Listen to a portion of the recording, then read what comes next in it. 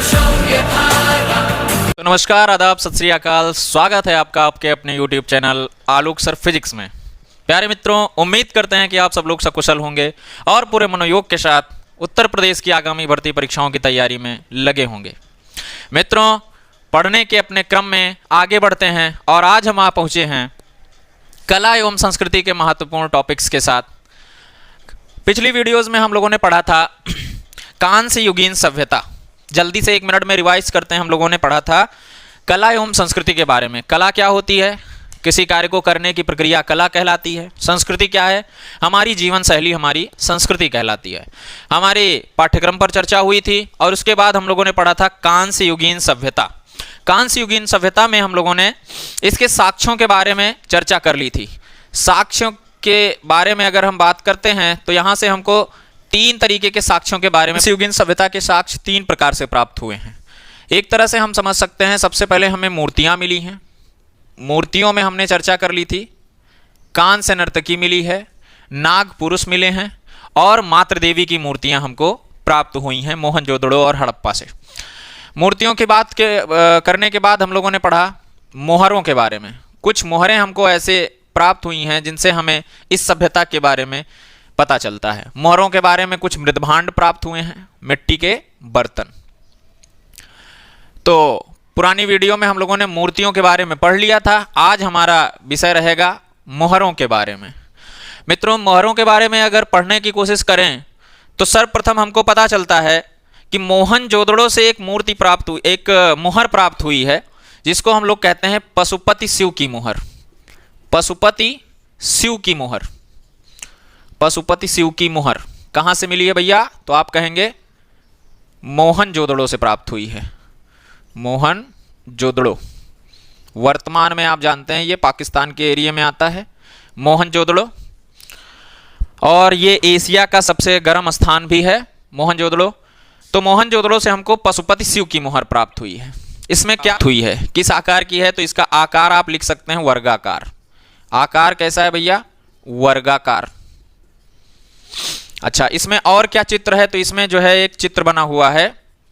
चित्र किस किस चीज के हैं? एक पशुपति शिव हैं, पशुपति शिव का चित्रण किया गया है जो कि किस मुद्रा में है? आप कह सकते हैं पद्मासन मुद्रा में। पद्मासन मुद्रा में पशुपति शिव का चित्रण किया गया है। और इसमें कुछ पशु दर्शाए गए हैं।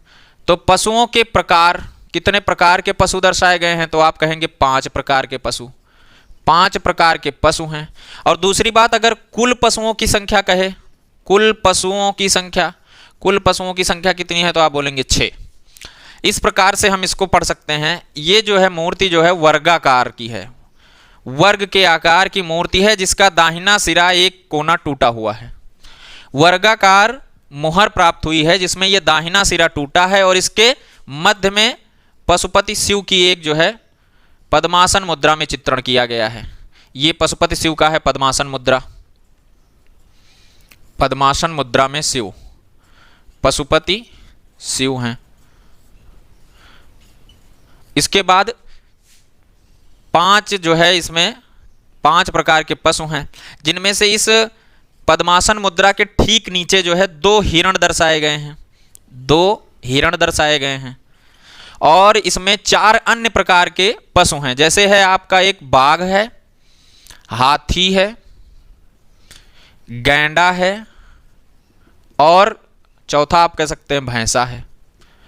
तो ये 5 प्रकार के पशु दर्शाए गए हैं, बाघ, हाथी, गैंडा और भैंसा और हिरण है। अगर इसमें हम पशुओं की संख्या की बात करें तो 1, 2, 3 और 4 और 2 6, कुल पशुओं की संख्या है कितनी? 6। और पशुओं के प्रकार कितने हैं? 5। तो यहां से प्रश्न बनता है कि कांस्य युगीन सभ्यता में पशुपति शिव की मोहर जो मोहनजोदड़ो से प्राप्त हुई उसमें कितने प्रकार के पशु दर्शाए गए हैं? कितने प्रकार के दर्शाए गए हैं? तो 5 प्रकार के।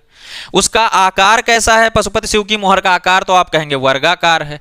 अच्छा, इसमें कुल पशुओं की संख्या है 6 पशु हैं और इसमें शिव की जो मुद्रा है वो कैसी है भैया? तो आप कहेंगे पद्मासन मुद्रा में शिव को दर्शाया गया है। तो ये हमारा एक साक्ष्य है जो क्या है, मोहरों के रूप में प्राप्त हुआ है। कहां से प्राप्त हुआ है, तो हम कहेंगे मोहनजोदड़ो से प्राप्त हुआ है पशुपति शिव की मोहर। इसके बाद हम बात करेंगे नाग देवता की मोहर प्राप्त हुई है। दूसरी मोहर किसकी प्राप्त हुई है, तो आप कहेंगे नाग देवता की। नाग देवता कैसे बने हैं, नाग देवता की मोहर, नाग देवता की मोहर में क्या चित्रित किया गया है, तो नाग देवता की मोहर में साथियों एक मानव के कंधे एवं सिर पर नाग का फण चित्रित है। मान सकते हैं आप, एक मानव बनाया गया है, मानव के सिर पर क्या चित्रित किया गया है भैया, मानव के सिर पर जो है वो नाग देवता का इस प्रकार से फण चित्रित किया गया है। तो इस प्रकार से एक मोहर प्राप्त हुई है हमको, जो है वो नाग देवता की। नाग देवता की मूर्ति भी हमको कहां से प्राप्त हुई है, तो ये हमको हड़प्पा से प्राप्त हुई है। और तीसरी बात, अगर हम बात करें मोहरों के बारे में, तो सबसे ज्यादा इसमें मातृ देवी की मोहर प्राप्त हुई है। मातृ देवी, मातृ देवी उनकी पूजनीय देवी हुआ करती थी। कांस्य युगीन सभ्यता, या आप कह सकते हैं हड़प्पा सभ्यता के लोगों की सबसे पूजनीय देवी हुआ करती थी मातृ देवी। मातृ देवी की जो है वो हमको भी मोहनजोदड़ो से प्राप्त हुई हैं। और एक पशु प्राप्त हुआ है, कुबड़ वाला बैल, कुबड़ वाला बैल, बैल या यूं कह सकते हैं आप कुबर वाला सांड प्राप्त हुआ है। बैल नहीं कह के सांड कहेंगे हम लोग, कुबल वाला सांड प्राप्त हुआ है। अच्छा, ये कहाँ से मिला है हमको भैया, तो ये भी जो है हमको हड़प्पा से ही मिला है। और ये कुछ मूर्तियों और साथ ही साथ मोहरों दोनों पर चित्रित किया गया है। कुछ मूर्तियों पर, मूर्तियों एवं मोहरों पर दोनों जगह चित्रित किया गया है कुबड़ वाला बैल। तो हम लोगों ने देखा कि हमको मूर्ति के रूप में क्या प्राप्त हुआ है, तो कांस्य नर्तकी प्राप्त हुई थी मोहनजोदड़ो से, जो द्रवी मोम विधि से बनाई गई है। द्रवी मोम विधि से, द्रवी मोम विधि का तात्पर्य है कि धातुओं को पिघलाकर और पहले से बने हुए एक सांचे में उनको ढालकर और बाद में ठंडा करने के बाद जो मूर्ति प्राप्त हुई उसको हम लोगों ने द्रवी मोम विधि कहा। तो द्रवी मोम विधि से हमको जो है भरतनाट्यम मुद्रा में एक कांस्य नर्तकी प्राप्त हुई है। और उसके बाद अगर हम बात करें मोहरों के बारे में, तो पशुपति शिव की मोहर प्राप्त हुई है, भी मोहनजोदड़ो से प्राप्त हुई है। इसके बाद नाग देवता, ये हड़प्पा से प्राप्त हुए हैं। मातृ देवी की मूर्तियां भी हड़प्पा से प्राप्त हुई हैं। और कुबल वाला बैल, जो तमाम सारी मूर्तियों और मोहरों पर दर्शाया गया है, ये भी हमें कांस्य युगीन सभ्यता के साक्ष्य के रूप में प्राप्त हुआ है। तो इतनी बात हो गई भैया।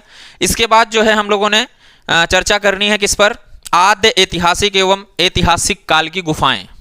मिलते हैं अगले वीडियो में, तब तक के लिए नमस्कार।